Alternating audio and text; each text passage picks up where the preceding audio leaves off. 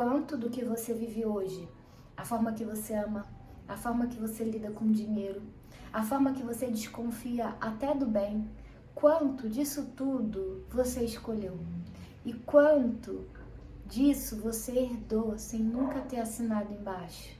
Deixa eu tornar essa pergunta mais específica, porque no geral é muito fácil você se distanciar dela.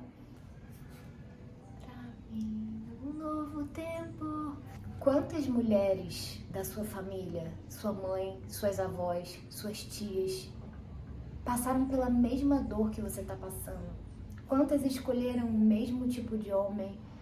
Quantas delas tiveram a mesma sensação de não ser suficiente? Ou tiveram dificuldade em descansar, em receber, em acreditar que coisas boas duram? Se essa resposta te incomodou, então guarda esse incômodo. Porque hoje eu não vou te ensinar uma técnica, mas eu vou te mostrar um mecanismo. Que a ciência começou a comprovar há poucas décadas, mas que a Bíblia já confirma há mais de 3.000 anos atrás.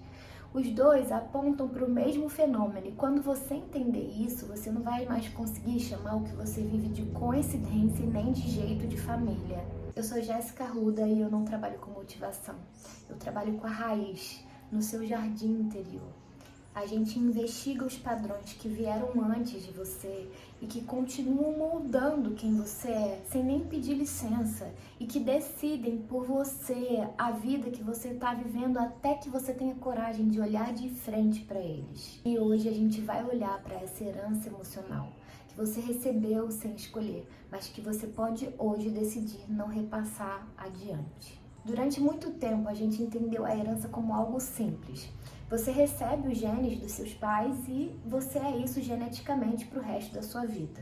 Só que existe um campo da ciência que se chama epigenética, que veio complicar e libertar toda essa história. A epigenética estuda como os fatores do ambiente e das experiências podem alterar a forma que esses genes se expressam, sem alterar o código genético em si.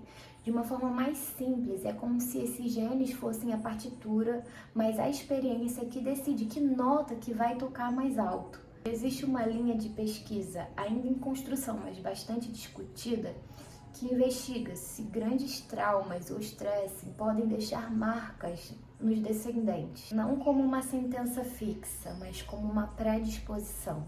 Um dos estudos mais citados nessa área observou marcadores biológicos em filhos de sobreviventes a grandes traumas históricos, décadas depois do evento em si. A ciência ainda debate o alcance exato disso, mas ela traz uma pergunta importante. Será que a gente carrega no nosso corpo dores que não foram geradas em nós originalmente? Agora repara no que a Bíblia diz antes mesmo de existir a palavra epigenética. Está lá em Êxodo 25, diz assim: porque eu, o Senhor teu Deus, sou o Deus zeloso, que visito a iniquidade dos pais nos filhos até a 3ª e 4ª geração. Uau! Esse versículo incomoda muita gente porque parece uma condenação. Mas se você olhar com cuidado, ele não está dizendo que Deus pune o filho pelo pecado do pai, mas ele está transmitindo uma lei universal que existe, real, de transmissão. Que um padrão não resolvido tende a se repetir nas próximas gerações. Medo gera medo, a escassez gera escassez, o abandono gera um abandono. E não como uma forma de castigo, mas porque é assim que os padrões não tratados eles se comportam até que alguém decida quebrar esse ciclo. Ciência e fé aqui apontam para o mesmo caminho. O que não é resolvido numa geração tende a se repetir na próxima. Não por destino, mas por uma transmissão. Isso não fica só na teoria, provavelmente isso já apareceu aí em coisas que você já viveu ou que você já viu de perto. Como, por exemplo, a herança da escassez. Se na sua família o dinheiro sempre foi motivo de briga, medo ou vergonha, você pode ter herdado uma relação de desconfiança com a abundância. Você trabalha, ganha, mas nunca sente que é o suficiente. Ou sabota o momento em que as coisas começam a dar certo. E aqui está o ponto mais desconfortável disso tudo, tá?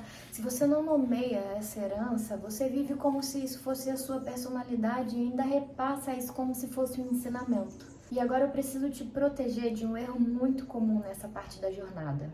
Muita gente, quando descobre que um padrão vem de família, faz uma dessas duas coisas e essas duas travam o processo. A primeira é usar isso como desculpa fatalista. Ah, é assim mesmo, isso veio da minha família e não tem jeito. Isso transforma uma explicação em sentença. Isso faz você parar de buscar uma mudança porque é assim mesmo. E a segunda é achar que só entender já é o suficiente. Agora que eu sei que isso vem de família, eu não vou mais repetir.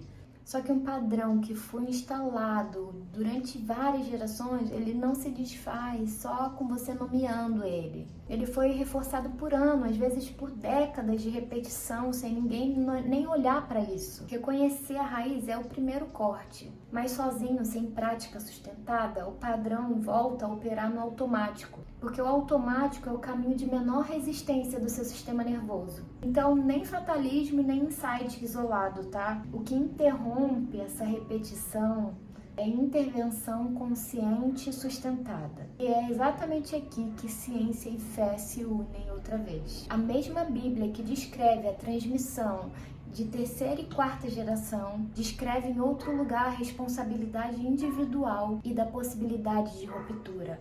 Em Ezequiel 18:20 diz assim: a alma que pecar, essa morrerá. O filho não levará a iniquidade do pai, nem o pai levará a iniquidade do filho. Aleluia. Ou seja, o padrão pode ter começado antes de você, mas ele não precisa terminar em você por obrigação. Existe dentro da escritura a promessa de que essa cadeia pode ser quebrada. Não pela negação da história, mas pela reconstrução ativa a partir dela. Na epigenética, o princípio é parecido. A expressão genética não é destino fixo. Novos ambientes, novas experiências, novas práticas sustentadas podem literalmente mudar quais genes tocam mais alto. O que, em outras palavras, significa que o corpo ele tem plasticidade, ele pode reaprender. Só que reaprender exige 3 coisas que nem a fé sozinha e nem o entendimento sozinho garantem. 1. Nomear com precisão. Não é a minha família complicada. É, eu herdei a crença de que descansar é perigoso. Ou eu herdei o padrão de escolher a ausência. 2. Repetição de um novo comportamento. Porque o padrão antigo ele foi instalado por repetição.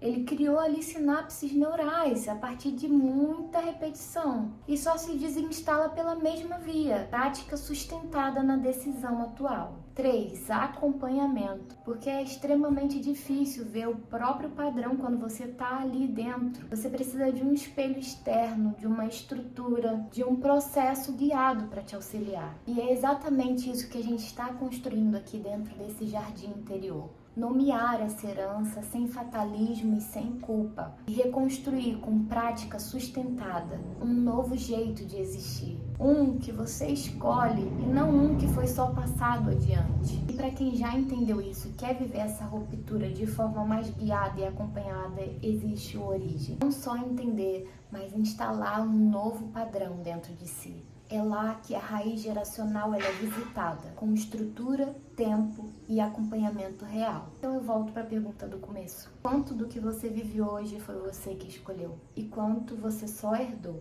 Essa resposta não precisa te paralisar, ela precisa te libertar, porque a verdade ela liberta. Porque se existe uma transmissão, existe também uma interrupção. A mesma lógica que explica porque um padrão se repete, também explica como ele pode ser interrompido em você. Então, guarda essa frase. Você não é obrigado a terminar a história como ela começou. Você só é responsável por não fingir que ela não começou antes de você. Nomear essa herança é o primeiro corte. E construir com estrutura é o que garante que ela não vai mais atravessar outras gerações. O jardim interior e o Origem existem exatamente para isso. Para você ser a pessoa da sua linhagem que interrompeu o ciclo, não a que só repetiu ele. Eu te espero lá.